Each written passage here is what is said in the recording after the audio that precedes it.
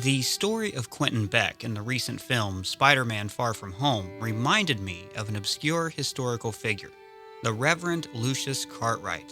In 1931, as the country was suffering from the Great Depression, the Reverend sailed a modest steamship into New York Harbor.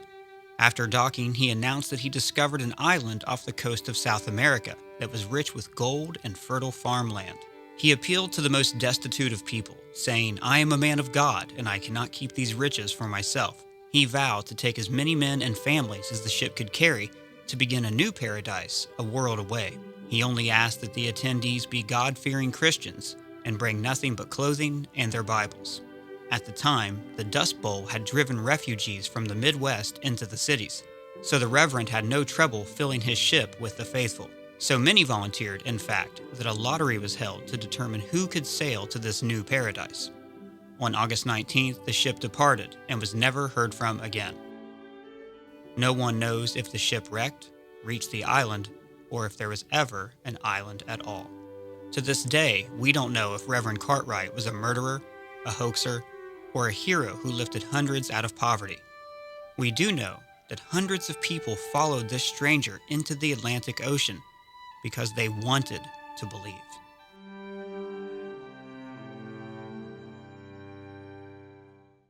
Hey everybody, welcome to Screen Crush. I'm Ryan Airy. Belief is front and center of the hero myth. From Beowulf to Batman, we crave exceptional people to believe in. I am Beowulf! I am Batman! I'm Batman. I'm Batman. I'm Batman. And superhero stories often center on belief. Iron Man and Captain America become superheroes because wise mentors believe in their internal goodness. This is why you were chosen. Christopher Nolan's Batman trilogy is about the hero's belief in the city of Gotham. This city just showed you that it's full of people ready to believe in good. And Superman stories are traditionally about his belief in humanity. For this reason above all, their capacity for good, I have sent them you, my only son. But Spider-Man is the rare hero who struggles to believe in himself.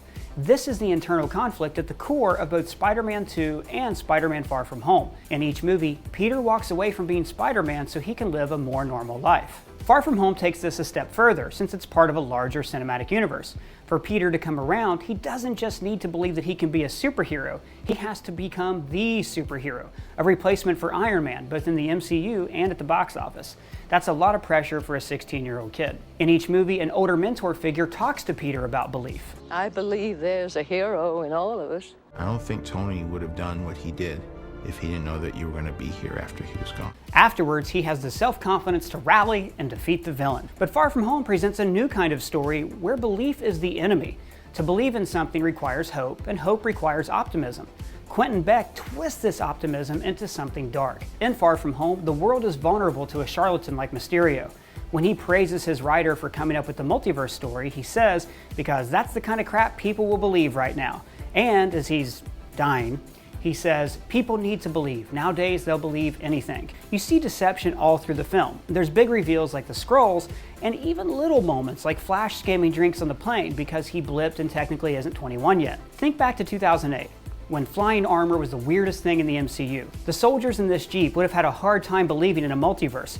Heck, they barely believe in Tony Stark's storied sex life. Is it true you went 12 for 12 with last year's Maximum Cover model? But after the snap, every person on Earth has a personal stake in superhero battles. So people are willing to believe just about anything. We'll tell you any you want to hear. Quentin Beck represents the dark side of belief. He has no superpowers, no army, no cosmic MacGuffin.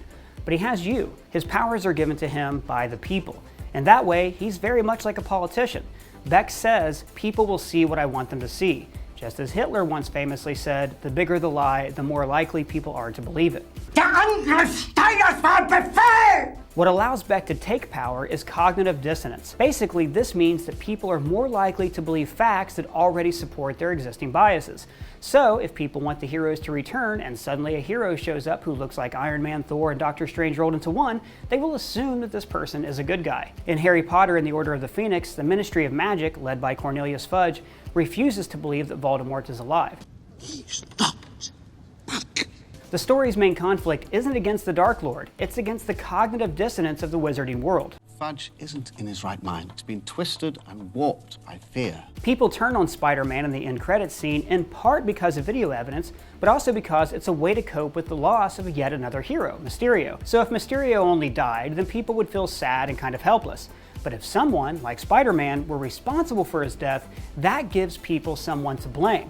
And blame makes us feel powerful and in control. The ending is very similar to The Dark Knight. Both Harvey Dent and Quentin Beck are villains who die as heroes, and the real hero is scapegoated into becoming a villain. But in The Dark Knight, this is to give the people of Gotham hope. And Far From Home, it's to foment fear and hatred. And when people are afraid, liars like Beck are able to rewrite the facts however they want. History is often written by public enthusiasm. In the movie The Man Who Shot Liberty Valance, Jimmy Stewart plays a renowned politician who was made famous by shooting a ruffian named Liberty Valance. But, he confesses, it was actually John Wayne who killed the outlaw. The reporters present refused to run the story, saying, "When the legend becomes fact, print the legend." Print the legend. Truth is subjective. In Far From Home, Peter misinterprets Tony's note that says Edith is for the next Tony Stark, because he doesn't believe in himself. His biggest mistake is not following the advice of Ronald Reagan. Trust, but verify. Peter never stopped to ask, is this true? Could Beck be lying? How can I verify this? So he chooses Quentin Beck to be the heir of Iron Man's legacy and gives him the MacGuffin Ray-Bans. But mainly, Peter hands over Edith because he wants to.